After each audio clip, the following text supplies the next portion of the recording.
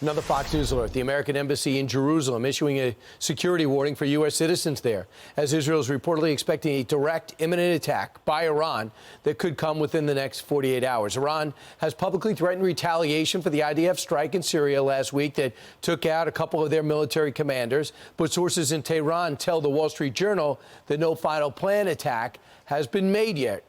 How do we make sense of this? Let's ask Fox News senior strategic analyst, retired four-star General Jack Keane. General, how quick could this attack happen, and what would it look like, do you think, if it does?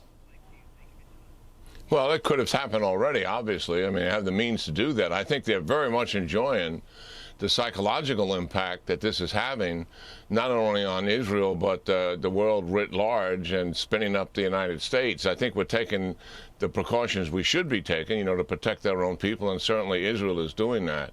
I mean, Iran has their finger on the trigger here. This much we do know. I mean, Iran doesn't want any escalation of this that would lead to a war with Israel or the United States.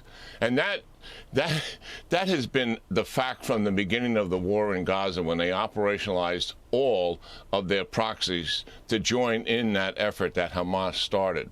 And this administration has never recognized that Iran's vulnerability is that they do not want war with the United States or Israel. And that is why we have advocated from the outset, if you want to shut down these proxies, take out the IRGC assets in Iran, because Iran does not want to escalate. You can use that as leverage against them. They have a weak Air Force. They have a weak Navy. They've got a lot of troops under arms, but they're not particularly well trained, nor are they particularly well equipped. What they do have is a lot of offensive missiles and drones. Iran knows that war with them would destroy their regime economically, and also they would likely lose it. So the leverage has always been on the side of Israel, the United States, and the West, but we absolutely refuse to use it. Will an attack come? Yes. They can't avoid the international publicity surrounding the taking down of the IRGC headquarters in Syria.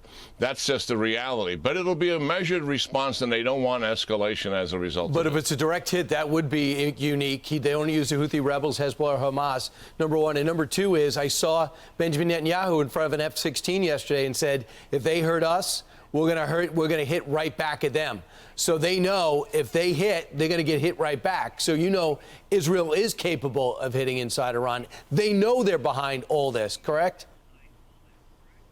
Oh, yeah, there's no doubt about it. And all the covert successful operations that Israel has done, killing nuclear scientists, military leaders inside Iran, blowing up the centrifuges in one of their major nuclear enterprise sites at Natanz in 2020.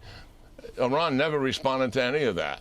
And that's right. The reality of this. They've always been very measured when they're dealing with Israel, and they're likely to be here. They don't have much choice. They're going to have to do something in terms of an attack. The timing of it, and any of us can speculate that when that's going to happen. But I'm sure they like the leverage they're getting out of psychological warfare that's happening in their favor right now. Famously, Israel ignored Ronald Reagan. They blew up the nuclear plant in Iraq. Then they did not get our cooperation. They blew up the Syrian nuclear plant. And now we told them not to go into Rafah. Benjamin Netanyahu says, I have to go in there. There's 2 battalions there. Do you think he's going to go in? And would he be better off going sooner than later? Well, I think he's going to go in when he's able to deal with the civilian population. He knows full well that he can't conduct that operation with all of those people there, so that has to move, and that's going to take some time. I mean, I find it really quite appalling that when you listen to what the president said, he no longer agrees with any of Israel's war aims. They have 2. One is to get back the hostages, rescue them, or put military pressure on Hamas so that they would negotiate a release of the hostages.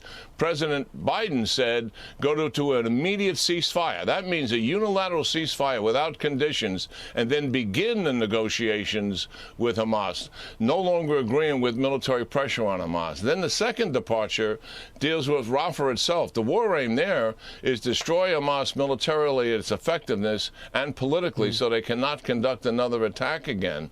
And the president has pulled away from that. And what he's accepting then is that the fighting battalions in Gaza will remain intact, as well as the leaders.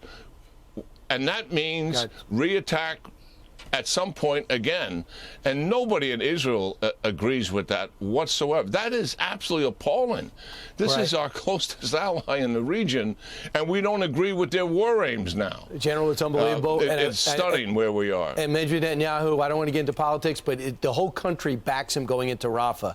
There's no fracture there. The only problem is this president wants to win Minnesota and Michigan, in my view. General, thanks so much. Pick up the Institute Study of War if you want to stay right up to date on what's happening in all these conflict areas. Thanks, General. Have a great weekend. I'm Steve Ducey. I'm Brian Kilmeade. And I'm Ainsley Earhart. And click here to subscribe to the Fox News YouTube page to catch our hottest interviews and most compelling analysis.